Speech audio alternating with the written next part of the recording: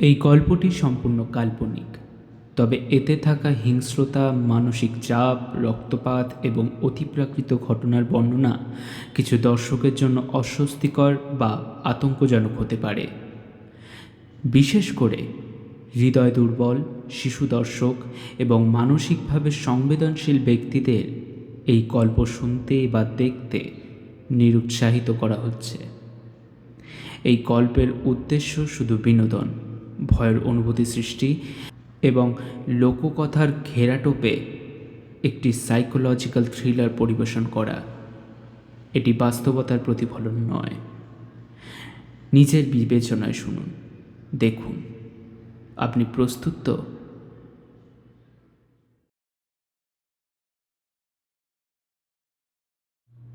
উত্তরবঙ্গের একটি ছোট্ট গ্রাম, ছাউলি। গাছপালা ঘেরা, অন্ধকারে ঢাকা, জনবসতি খুব কম। এই গ্রামের এক কোণে অবস্থিত একটি পরিত্যক্ত রেল স্টেশন, বিষ্ণুপুর স্টেশন। 5 বছর আগে এখানে প্রতিদিন রাত 12:15 একটি লোকাল ট্রেন আসত। হঠাৎ এক রাতে পুরো ট্রেনের যাত্রীদের ছিন্ন ভিন্ন মৃতদেহ পাওয়া যায় স্টেশনের পাশে। কারো মাথা গলা থেকে বিচ্ছিন্ন, কারো পেট ছেঁড়া, কারো হাত নেই। সরকার স্টেশনটি বন্ধ করে দেয়, কিন্তু গ্রামের মানুষ জানে ট্রেনটা এখনো আসে।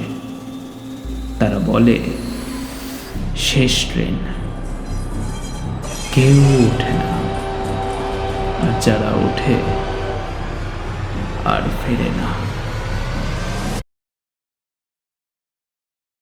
সাংবাদিক জয়ন্ত বসু কলকাতার এক বিখ্যাত ক্রাইম ব্লগ চালায়, নাম আতঙ্কের নথি। বাস্তবের ভয়ঙ্কর রহস্যের গল্প খুঁজে বেড়ানোই তার নেশা। ছাউলি গ্রামের বিষ্ণুপুর স্টেশনের গল্প শুনে সে সিদ্ধান্ত নেয় একবার নিজের চোখে দেখবে।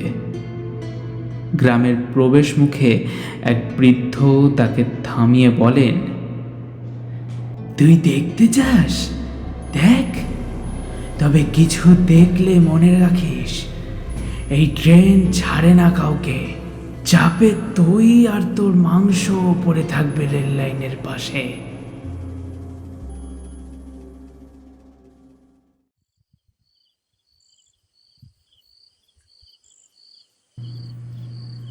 জয়ন্ত স্টেশনে এসে তার ক্যামেরা, লাইট আর ডিক্টাফোন সেট করে। রাতের স্টেশন ভয়ঙ্করভাবে নীরব। বাতাসে গন্ধ, কেমন যেন পচা মাংস আর ধোঁয়ার মিশ্রণ। 12:15 বাজতেই দূর থেকে হুইসেলের শব্দ আসে।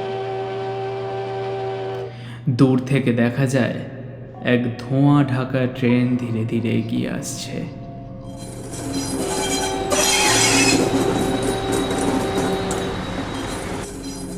এর লাইট লাল, যেন চোখ জ্বলছে।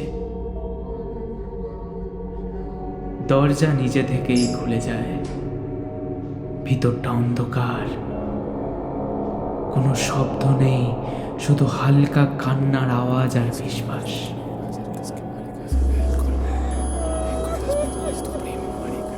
আর একজন এলো। এবার শুরু হোক খেলা।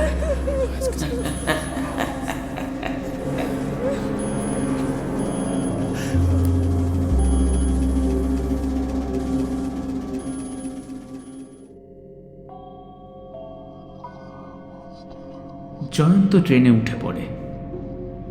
তার ক্যামেরা রেকর্ড করছে। প্রতিটি কামরায় দেখা যায় মৃতদের অস্তিত্ব। এক বৃদ্ধ মেঝেতে বসে নিজের পা কামড়ে খাচ্ছে।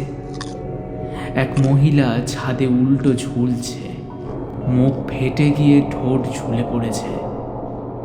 এক শিশু সিটে বসে হাসছে, তার মুখের নিচে চোয়াল নেই, শুধু খোলা গহ্বর। দেয়ালে লেখা, যারা ফিরে যায় তারা ছিন্ন ভিন্ন হয়, যারা চুপ থাকে তারাই বাঁচে।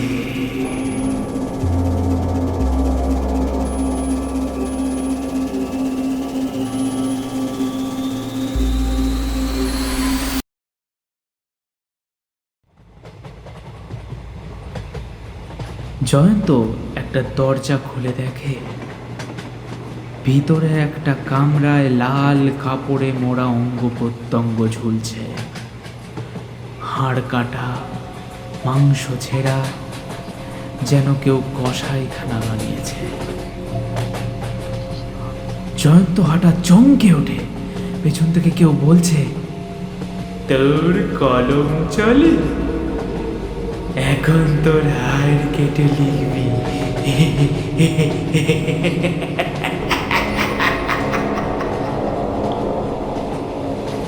সে ঘুরে দেখে এক ছায়ামূর্তি, যার চোখ নেই, মুখে কেবল বিশাল এক ছুরি গাঁথা। ট্রেন তুলতে থাকে, আলো নিভে যায়, একটা দরজা খুলে যায় আবার।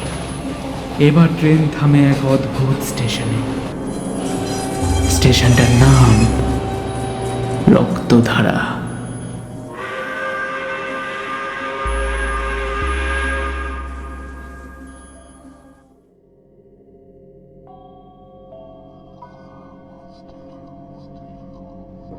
পিচ ঢালা প্ল্যাটফর্মের উপর পড়ে আছে মানুষের হাত পা, ভোঁতা কুড়াল, ছেঁড়া জামা কাপড়। জয়ন্ত প্ল্যাটফর্মে নামে, পিছনে দরজা বন্ধ হয়ে যায়। সামনে দাঁড়িয়ে আছে 6 জন মানুষ, যারা মৃত কিন্তু হাঁটছে।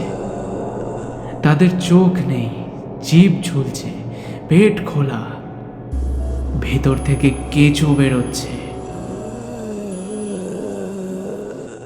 তারা বলে, তুই এখন আমাদের, তোকে খণ্ড খণ্ড করতে হবে, তোকে দিয়ে আরো চিঠি লিখব, আরো যাত্রী আনব।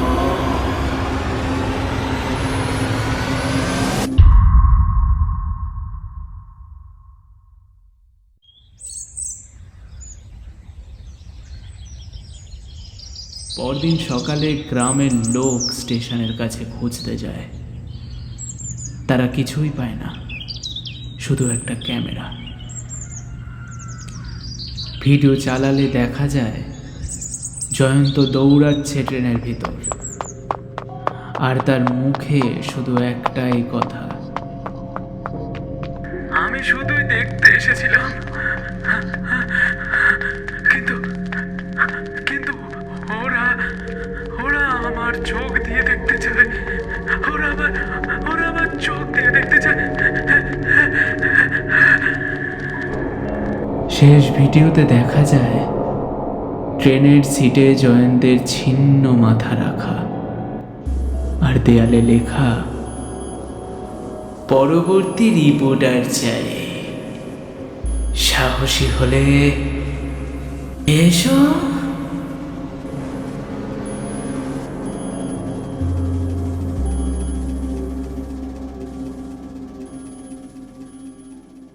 রাত 12:15 বাজলে বিষ্ণুপুর স্টেশনে ট্রেন আসে। ট্রেনটা খালি থাকে, কিন্তু ছেড়ে যায় পূর্ণ হয়ে, মাংস, রক্ত আর অভিশাপ নিয়ে। তুমি কি দাঁড়াবে সেই প্ল্যাটফর্মে? তুমি কি সাহস করে উঠবে শেষ ট্রেনে?